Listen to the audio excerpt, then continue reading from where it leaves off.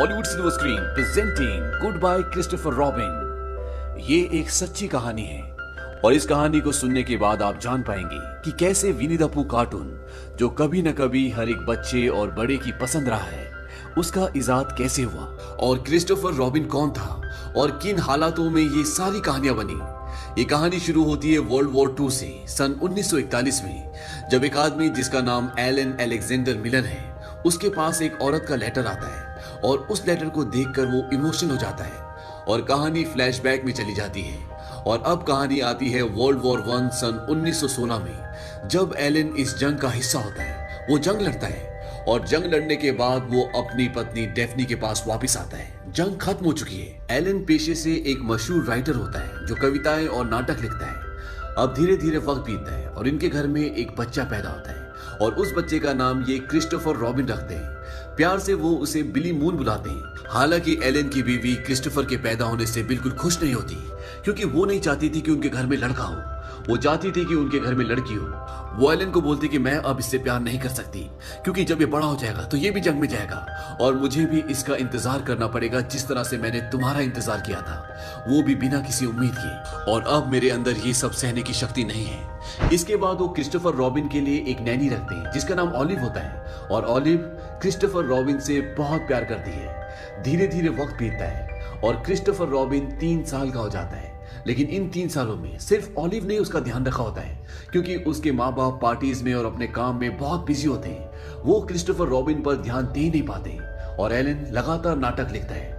लेकिन अब वो अपने काम से ऊब चुका है और वो किसी आइसोलेटेड जगह पर जाना चाहता है जहां पर वो कुछ नया, कुछ अच्छा लिख सके।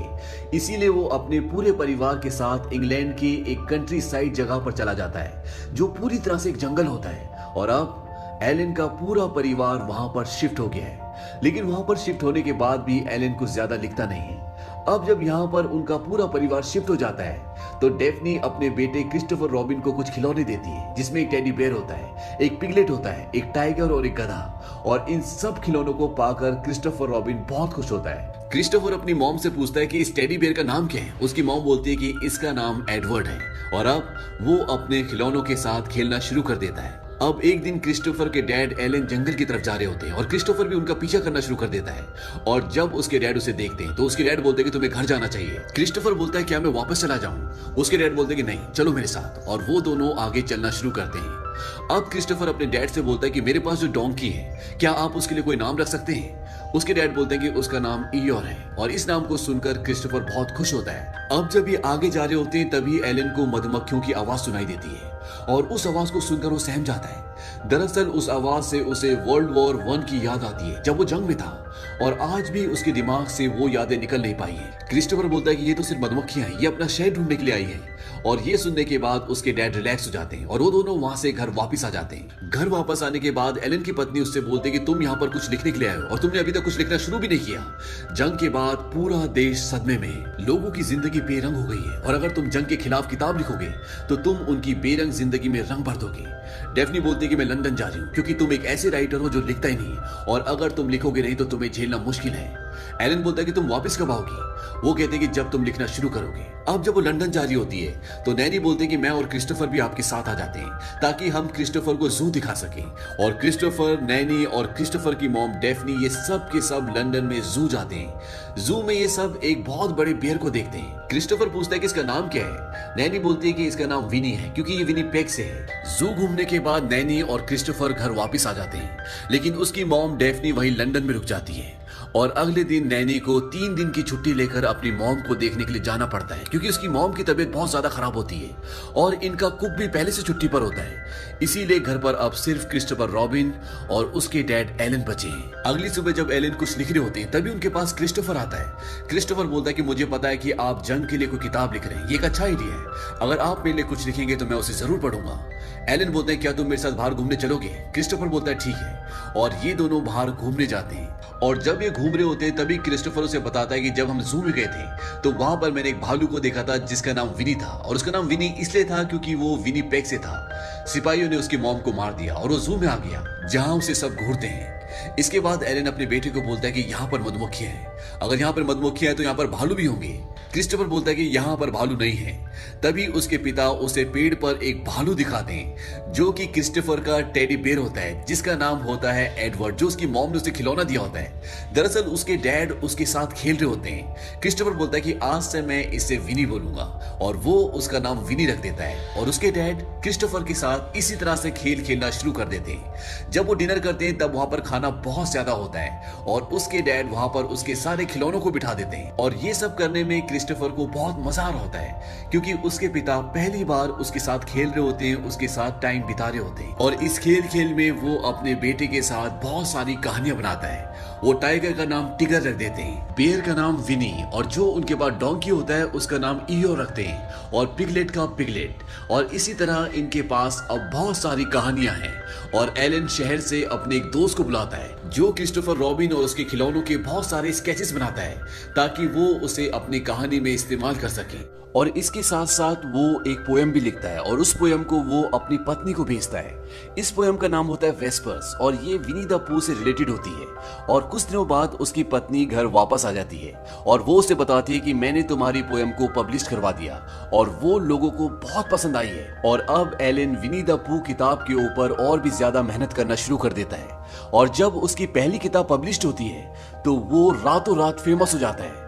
एलन पहले से बहुत बड़ा राइटर था, लेकिन इस किताब के आने के बाद उसका सारा काम जो उसने पहले किया होता है वो सब छुप जाता है क्योंकि ये किताब लोगों को इतनी पसंद आती है कि वो रातों रात एक बहुत बड़ा सेलिब्रिटी बन जाता है। लोग अब उसकी किताब के बारे में, उसकी कहानियों के बारे में जानना चाहते हैं। और जब लोगों को ये पता चलता है कि क्रिस्टोफर रॉबिन एक सचमुच का लड़का है तो लोगों की जिज्ञासा और भी बढ़ जाती है और अब लोग क्रिस्टोफर रॉबिन से मिलना चाहते हैं, उसके बारे में जानना चाहते हैं। कुछ दिनों बाद क्रिस्टोफर रॉबिन की नैनी भी घर वापस आ जाती है। उसे देखकर क्रिस्टोफर रॉबिन बहुत खुश होता है। दरअसल उसकी मॉम की मृत्यु हो गई थी, इसीलिए उसे कुछ ज्यादा ही टाइम लग गया। उसकी नैनी बताती है कि मैंने क्रिस्टोफर रॉबिन की प्रेयर्स के बारे में जो आपने पोयम लिखी थी वो अपने दोस्त के घर पर देखी और मुझे बहुत खुशी है कि लोगों को ये पोयम इतनी पसंद आई। दरअसल एलन ने जो पोयम लिखी थी वो क्रिस्टोफर रॉबिन की प्रेयर्स के बारे में थी जिसे सभी लोग बहुत पसंद कर रहे थे। अब जब क्रिस्टोफर रॉबिन इतना फेमस हो चुका है तो उसका पूरा लाइफस्टाइल चेंज हो चुका होता है। उसके लिए कई चिट्ठियां हर रोज आती है, वो पार्टीज में जाता है, लोग उसके साथ फोटो खिंचवाना चाहते हैं, उसके ऑटोग्राफ चाहते हैं। लेकिन क्रिस्टोफर रॉबिन को ये सब इतना पसंद नहीं आता क्योंकि वो सिर्फ जंगल में अपने पिता के साथ खेलना चाहता था। लेकिन अब वो सारा का सारा खेल बंद हो चुका है क्योंकि एलन जो कि उसके पिता हैं वो अपने काम में इतने बिजी हैं कि वो क्रिस्टोफर रॉबिन को वक्त दे नहीं पाते। जहां पहले वो बैट बॉल खेलते थे, एक साथ कहानियां बनाते थे, अब वो अपने बेटे क्रिस्टोफर रॉबिन को बिल्कुल भी वक्त नहीं दे पाते। वो हमेशा पार्टीज में या अपने लिखने के काम में बिजी रहते हैं और इस बात से क्रिस्टोफर रॉबिन बहुत उदास भी हो जाता है। क्रिस्टोफर रॉबिन की जो नैनी होती है वो भी नहीं चाहती कि क्रिस्टोफर रॉबिन की जिंदगी जिस तरह से चल रही है उस तरह से उसकी जिंदगी चले क्योंकि वो जानती है कि वो सिर्फ अपने पिता का साथ चाहता है। उसे पार्टीज, ये इंटरव्यूज, ये चमक धमक की दुनिया, इससे कुछ लेना देना नहीं है। लेकिन ये बात उसके माँ बाप नहीं समझ पाते और बिली के पास अब सिर्फ उसकी नैनी का प्यार है। लेकिन कुछ दिनों बाद नैनी को भी एक आदमी से प्यार हो जाता है जिसका नाम एल्फ्रेड होता है। और जब बिली को ये बात पता चलती है तो उसे बहुत दुख होता है क्योंकि वो नैनी को किसी के साथ भी बांटना नहीं चाहता। हालांकि नैनी उससे अपने बेटे से भी ज्यादा प्यार करती है। लेकिन क्रिस्टोफर रॉबिन को लगता है कि अगर उसने एल्फ्रेड से शादी कर ली तो वो मुझसे दूर हो जाएगी और वो ये बात अपने मॉम डैड को बता देता है कि वो शादी कर रही है क्योंकि उसे लगता है कि अगर उन्होंने शादी कर ली तो वो मुझे हमेशा के लिए छोड़कर चली जाएंगी। और जब उसके मॉम डैड को ये बात पता चलती है तो क्रिस्टोफर की मॉम डेफनी नैनी को ताना देती है। वो बोलते कि अब हमें समझ में आया है कि हमारा बेटा इतना उदास क्यों रहता था। नैनी एलन को बोलते कि आप वो बिल्कुल नहीं कर रहे जो क्रिस्टोफर के लिए अच्छा है, आप उसे अपनी किताबें बेचने के लिए इस्तेमाल कर रहे हैं। उसे एहसास दिलाइए कि आप उसकी परवाह करते हैं। क्रिस्टोफर की मॉम डेफनी बोलती कि परवाह, मैंने उसे पैदा किया है। नैनी बोलती कि माफ करना, पर पैदा तो जानवर भी करते हैं। वो एलन को बोलती है कि एक पिता को अपने बेटे का साथ देना चाहिए, उसे आपकी जरूरत है। और नैनी काम छोड़कर चली जाती है। क्रिस्टोफर को इस बात से बहुत दुख होता है। हालांकि नैनी के लिए भी उसे छोड़कर जाना इतना आसान नहीं है क्योंकि वो उसे बहुत प्यार करती है। लेकिन अब वो मजबूर है। और नैनी के जाने के बाद धीरे धीरे एलन को यह एहसास होता है कि उसने गलती की। दरअसल ये क्रिस्टोफर रॉबिन की खेलने कूदने की उम्र है, ना कि इंटरव्यू देने की, पार्टीज में जाने की। और वो एक दिन अपने बेटे को बोलता है कि आज के बाद मैं क्रिस्टोफर रॉबिन के बारे में, विनी द पू के बारे में, टिगर के बारे में कुछ भी नहीं लिखूंगा, एक लफ्ज भी नहीं। क्रिस्टोफर रॉबिन बोलता है क्या अब विनी द पू दोबारा से हमारा हो जाएगा? एलन बोलते कि नहीं, अब वो दुनिया का हो चुका है। लेकिन मैं तुमसे वादा करता हूं कि मैं क्रिस्टोफर रॉबिन के बारे में एक लाइन भी नहीं लिखूंगा, और ना ही अब तुम्हें फोटोग्राफ्स खिंचाने पड़ेंगे, ना ही बड़े बड़े लोगों के साथ चाय पर जाना पड़ेगा। अब जो तुम चाहे वो कर सकते हो। इस बात से क्रिस्टोफर रॉबिन बहुत खुश होता है और अब उसके डैड उसे एक बोर्डिंग स्कूल में भर्ती कर देते हैं। लेकिन वहां के बच्चे क्रिस्टोफर रॉबिन को विनी द पूह की वजह से बहुत चिढ़ाते हैं। इस बात से वो बहुत परेशान हो जाता है। धीरे धीरे वक्त बीतता है और वो बड़ा हो जाता है और अब वर्ल्ड वॉर 2 शुरू हो चुका है और वो आर्मी में जाना चाहता है। लेकिन जब वो टेस्ट देता है तो वो मेडिकल में फेल हो जाता है। इस बात से वो बहुत डिसअपॉइंट हो जाता है।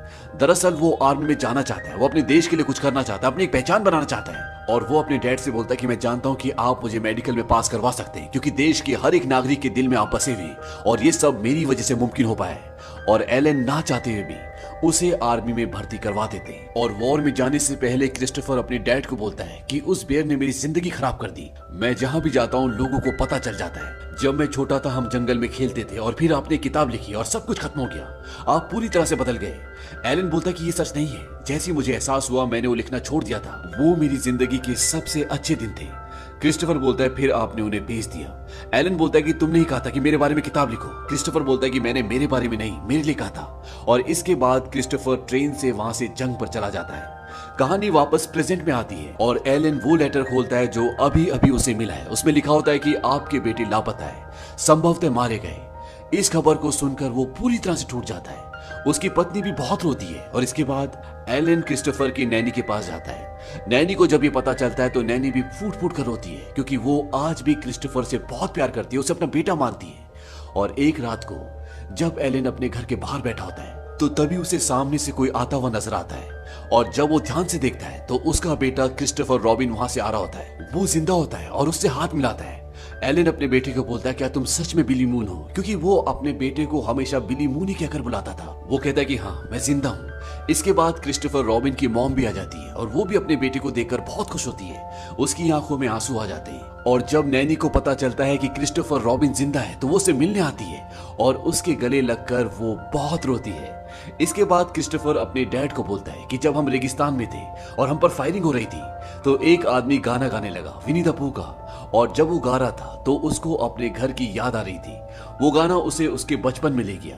ये जादू आपकी वजह से हुआ और वो गाना सबसे पहले मेरा था। उसके डैड बोलते हैं कि पर मैंने उसे बेच दिया। क्रिस्टोफर बोलता है जब फर्स्ट वर्ल्ड वॉर के बाद लोगों की उम्मीद टूट चुकी थी तब आपने उन्हें याद दिलाया कि बचपन क्या होता है, खुशियां क्या होती है। वो कहानियां, ये जंगल हमारा था किसी और का होने से पहले। एलन बोलता है और हमेशा ही रहेगा। अब इन दोनों के बीच में जितने भी गिले शिकवे होते हैं वो सब दूर हो चुके हैं। पर एलन के ना लिखने के बाद भी विनी द पूह की शोहरत बढ़ती चली गई। क्रिस्टोफर रॉबिन ने अपनी कहानियों से जितने भी पैसे कमाए उसने उसका एक भी पैसा नहीं लिया। उन्होंने खुशहाल शादीशुदा जिंदगी बिताई और एक किताबों की दुकान भी खोली। और नैनी क्रिस्टोफर की जिंदगी का हमेशा एक हिस्सा रही। आज भी क्रिस्टोफर के खिलौने न्यूयॉर्क पब्लिक लाइब्रेरी में रखे हुए हैं, जिन्हें हर साल 7.5 लाख लोग देखने आते हैं। और हाल ही में विनी द पूह को बच्चों की आज तक की सर्वश्रेष्ठ किताब माना गया है। और इसी के साथ ये सच्ची कहानी यहीं खत्म होती है। उम्मीद करते हैं कि आपको ये कहानी पसंद आई होगी।